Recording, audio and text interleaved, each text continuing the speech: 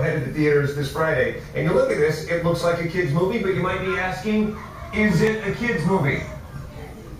I'm sorry, what, Tina? Is it a kid's movie? Is it a kid's movie? Yeah, pretty much, but the weird thing about it, it plays like an old John Wayne Western. I mean, it really does work on that level. Now, what's weird about it, all the characters seem kind of like hybrids, so I don't know if that's a mole, I don't know what that is, but that's Abigail Breslin's voice, and he is a lizard. And there's even a version of Hunter S. Thompson that I think I saw in this movie, and I asked Johnny about that.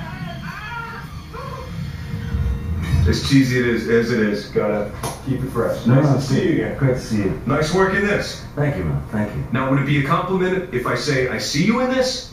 Or is that an insult? No, absolutely a compliment. I hope you did. I hope there were certain personality traits that sprung up in Rango. What I love about it, I know you're alone in isolation in a booth doing all this, but as I'm seeing him, I'm wondering if, because you're so physical, if you're having the physicality of Buster Keaton as you're doing all this. Because Gore had this brilliant idea to take this out into a soundstage and actually shoot it like a regular movie, you know. So we actually went out there in these various bits and bobs of wardrobe and props and things and acted it out, which helped a lot, I think. One time I was interviewing you, and I don't know if you were being flippant or maybe talking metaphorically, but you blamed some stuff on an armadillo, and in this, your spirit guide is an armadillo. Yes. And I love that.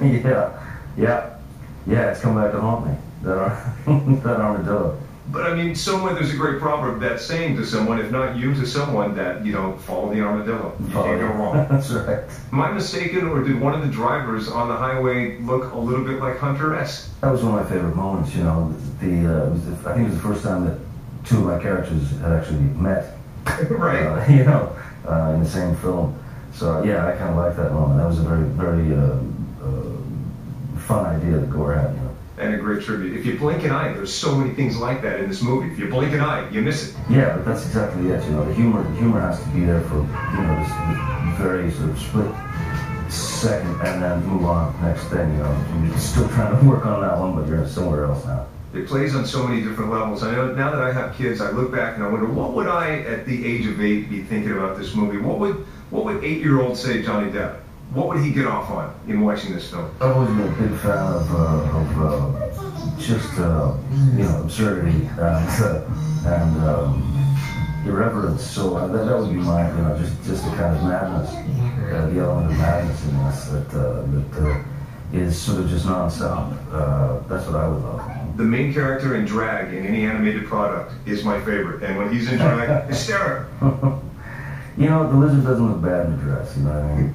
Okay. It's true. It plays like an old-fashioned Western, and then there are these moments that come out of nowhere where it plays like an old Warner Brothers cartoon. Like, who among us didn't laugh when Bugs Bunny was in a dress? I mean, that's comedy gold, right? Classic. Well, you kind of get that with Rango, too. It opens Friday, and Hunter S. Thompson, in the beginning, you're going to blink an eye, and you'll miss it. He's one of the drivers in the car that Rango hits when he's bouncing down the freeway.